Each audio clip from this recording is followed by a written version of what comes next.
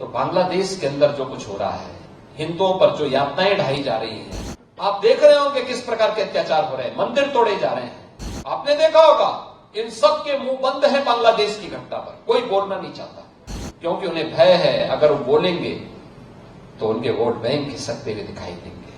उनको फिलिस्तीन दिखाई देता है लेकिन बांग्लादेश नहीं दिखाई देता। हमें वर्तमान की इन चुनौतियों को समझना पड़ेगा जो हम सबके सामने है, भारत के सामने है, सनातन धर्म के सामने। याद रखना, जो चुनौती सनातन धर्म के सामने है वही भारत की चुनौती है, और जो भारत की चुनौती है वही सनातन धर्म की चुनौती है। दोनों एक दूसरे से अपने आप को अलग नहीं कर सकते, कोई एक दूसरे से अलग नहीं कर सकता। और मैं तो आज पूज्य संतों का आह्वान करूंगा, इस समय है उनको स्वयं आगे आकर के पूरे समाज को एकजुट करने के सावधान के साथ आगे बढ़ना पड़ेगा। याद करिए, अगर हमने तनिक भी भूल की, ये समाज फिर से बटा और जो साजिशें हो रही हैं अगर वे सफल हुई तो बांग्लादेश के अंदर जो कुछ हो रहा है, हिंदुओं पर जो यातनाएं ढाई जा रही हैं, आप देख रहे होंगे किस प्रकार के अत्याचार हो रहे हैं, मंदिर तोड़े जा रहे हैं। हमारा मठ, हमारा मंदिर, हमारी उपासना विधि, हमारा शास्त्र, हमारे दर्शन, हमारी साधना पद्धति तभी संरक्षित हो पाएगी, तभी सुरक्षित हो पाएगी जब ये सनातन धर्म है और ये देश सुरक्षित है और बृहद हिंदू समाज सुरक्षित है। हमें इसके लिए कार्य करना होगा, लगातार कार्य करना होगा, प्रयास करना होगा, एक एक को जोड़ना पड़ेगा, एक एक को अपने साथ जोड़ना पड़ेगा। भेदभाव के लिए कोई जगह नहीं होनी चाहिए।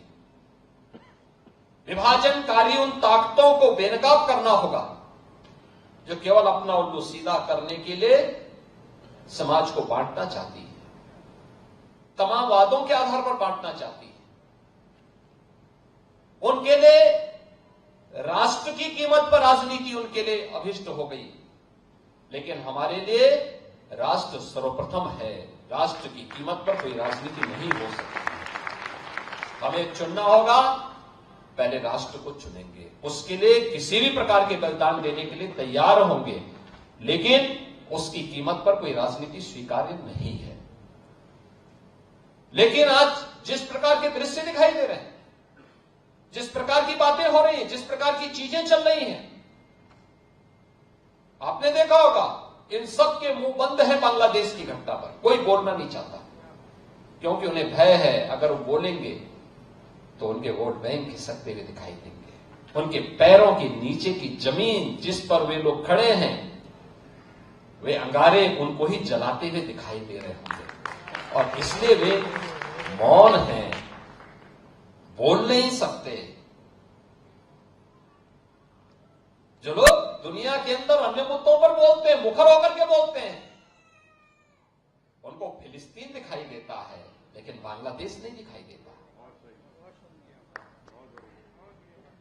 उनको दुनिया के अंदर अन्य जगह दिखाई देती है लेकिन बांग्लादेश नहीं दिखाई दे रहा है, क्योंकि वहां मंदिर तोड़े जा रहे हैं और हिंदू मारा जा रहा है, संतों पर अत्याचार हो रहा है। और इसीलिए हम सबको वर्तमान की इन चुनौतियों को देखना पड़ेगा। याद करना, 1947 के पहले बांग्लादेश भी भारत का हिस्सा था। हमें यह नहीं भूलना चाहिए। और 1971 में बांग्लादेश को बचाने में हमारे सैनिकों ने भी बलिदान दिया था, हजारों सैनिकों ने बलिदान दिया था। पाकिस्तान को मुंह की खानी पड़ी थी। पाकिस्तान के 95,000 से अधिक सैनिकों को भारत के बहादुर जवानों के सामने समर्पण करना पड़ा था। और विश्व के इतिहास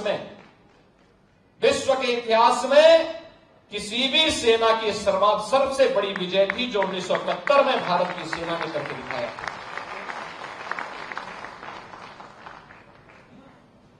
इसलिए हम सबको वर्तमान में अपने आप को उसके लिए तैयार करना होगा, देखना होगा। यह देश रहना चाहिए, सनातन धर्म हर हाल में रहना चाहिए, हमारी विरासत का हर हाल में संरक्षण होना चाहिए।